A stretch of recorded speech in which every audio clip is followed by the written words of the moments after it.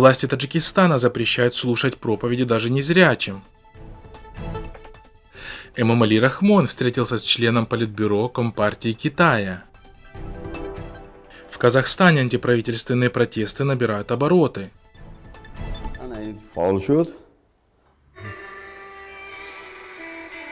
Инвалид по зрению Садикджон Бачгонов 26 февраля в беседе с радио Азади сообщил, что сотрудник отдела религии и упорядочения национальных традиций и церемоний запрещает передавать религиозные проповеди по местному радиоузлу инвалидам учебно-производственного комбината УПК Гиссара, аппаратура для которого приобретена на средства некоего арабского шейха. Каждое утро в 8 часов мы по радиоузлу передаем программы «Радио Имрус», а каждую пятницу ответы священнослужителей на вопросы верующих. В прошлую пятницу ко мне в студию зашел Саадулло Норов, сотрудник местного отдела религии, и потребовал отдать ему флеш-карту с проповедями.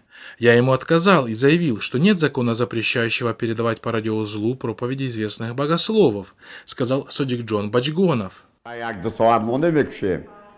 بعد گفت که حجت‌های رادیو را نشون داد. گفت رادیو حجت داشته. По его словам, проповеди, которые транслируются для инвалидов по зрению, имеют исключительно нравственно-воспитательный характер. Саадулло Норов в свою очередь заявил, что он 6 раз вместе с другими местными чиновниками побывал в УПК и потребовал у Бачгонова прекратить трансляцию проповедей. По закону пропаганда религии в общественных местах, в том числе трансляция религиозной проповеди, запрещена, отметил Саадулло Норов. Инвалиды по зрению недовольны тем, что сотрудник отдела религии и упорядочения национальных традиций и церемоний запрещает передавать религиозные проповеди по местному радиоузлу.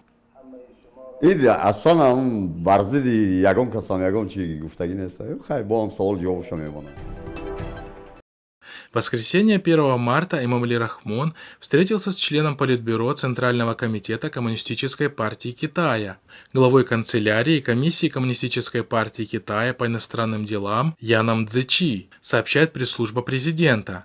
На встрече президент Таджикистана назвал Китай всесторонним стратегическим партнером. Темой обсуждения на встрече стали нынешняя ситуация и перспективы всестороннего сотрудничества Таджикистана и Китая, в том числе в рамках межпартийного диалога. С учетом этого было подчеркнуто, что межпартийные связи являются важной составной частью отношений Таджикистана и Китая и способствуют укреплению дружбы и добрососедства между народами двух государств, говорится в сообщении. На встрече также были обсуждены вопросы сотрудничества Таджикистана и Китая в сферах безопасности, борьбы против международного терроризма и экстремизма, организованной транснациональной преступности и других негативных явлений современного мира, заключает пресс-служба президента.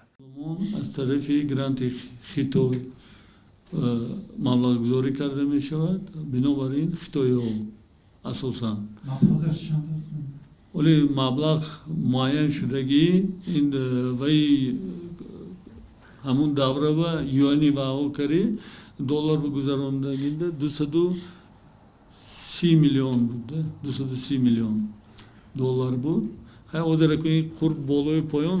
Отметим, что КНР является основным кредитором Таджикистана. По данным Министерства финансов Таджикистана, внешний долг Таджикистана на начало второго полугодия 2019 года составил около 2,9 миллиарда долларов. Из них около 1,5 миллиарда, более 52%, составляют кредиты, предоставленные правительством Китая. Известно, что ранее режим Рахмона подарил своему так называемому стратегическому партнеру около 1,5 тысячи квадратных километров земли Таджикистана в Мургабском районе Горно-Бадахшанской автономной области, богатой месторождениями драгоценных камней, урана и металлов. Вот смотрит, говорит, ты на одну точку долго смотришь, ты что, молитву читала? Если вниз смотришь, ты, говорит, ты тоже здороваешься. Ты намаз читаешь. Также следует напомнить, что КНР вот уже на протяжении долгих лет проводит политику искоренения исламской идентичности мусульман, живущих на территории оккупированного Восточного Туркестана. Я ему сказала, что... Я говорю, что у тебя мамы нету, сестры нету, как ты можешь вот это вот, как у тебя рука поднимается, вот так тебе делать? Он мне говорит, ты, говорит, смотри, ты на человека не похожа, как ты можешь моей мамой быть, как ты можешь моей сестрой быть, ты на зверя, говорит, похожа, ты на свою морду, говорит, посмотри, ты на кого похожа. В различных городах Казахстана 1 марта сотрудниками полиции были задержаны десятки жителей страны. Так, по информации одного из инициаторов протеста организации «Оян Казахстан», «Проснись, Казахстан», только в Алма-Ате были задержаны около 30 человек. Северная Корея! Ответите за Дулата! Также порядка 30 человек задержаны в столице страны возле здания городской администрации, где был назначен митинг в память об умершем в СИЗО несколько дней назад оппозиционере Дулате Агадиле, передает Интерфакс. В Шымкенте задержанию подверглись 1,5 десятка протестующих, которые выкрикивали «Шалкет! Старик, уходи!», сообщает Азаттык.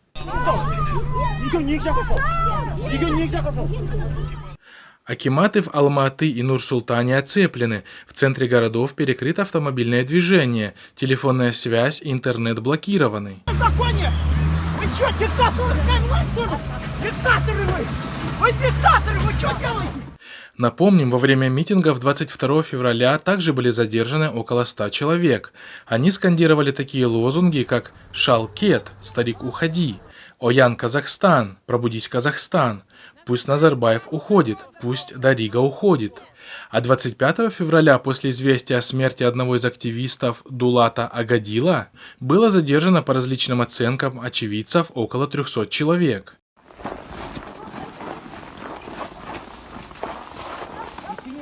Дулат был доставлен в СИЗО Нур-Султана вечером 24 февраля прямо из своего дома, где и скончался. Численность участников акций протестов увеличилась.